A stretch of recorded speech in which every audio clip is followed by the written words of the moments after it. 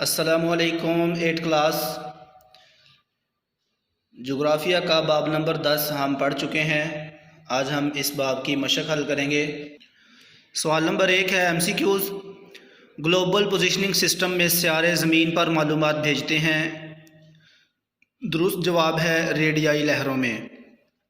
کسی پیچیدہ سائنسی عمل کا جواب تلاش کرنے کی کوشش کی جاتی ہے بذریعہ کمپیوٹر ماڈلنگ سے۔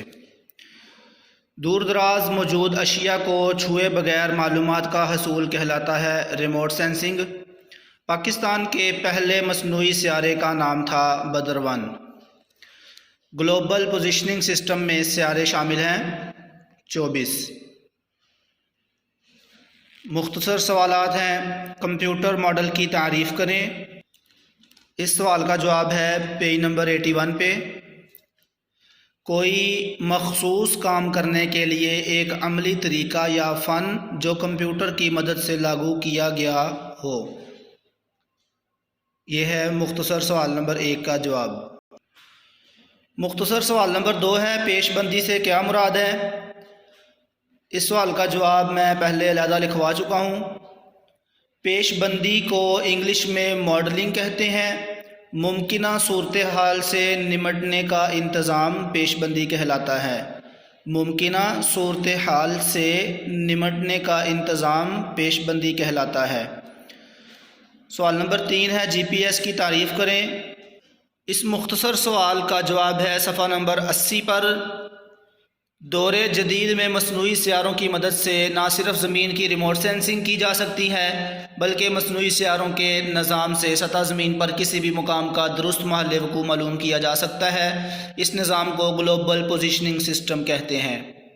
مختصر سوال نمبر 3 کا جواب ہے۔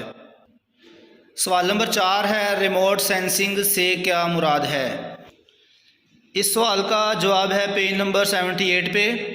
ریموٹ سینسنگ ایک ایسی سائنس یا ٹیکنالوجی ہے جس کی مدد سے دور دراز اشیاء کو چھوئے بغیر ان اشیاء کی خصوصیات کو پہچان سکتے ہیں، ان کی پیمائش کر سکتے ہیں، حتیٰ کہ ان کا تجزیہ بھی کر سکتے ہیں۔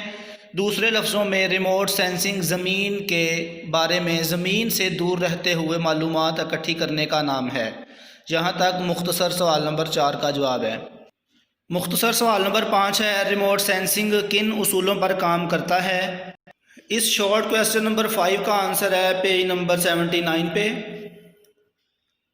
فعال ریموٹ سینسنگ اور دوسرا اصول ہے غیر فعال ریموٹ سینسنگ۔ یہ آنسر ہے شارٹ کویسچن نمبر 5 کا۔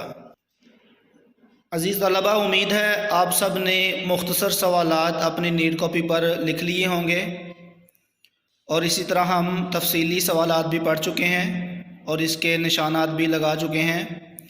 مکمل چیپٹر جو ہے باب نمبر 10، اس کو اچھی طرح یاد کریں اور کاپی کمپلیٹ کریں۔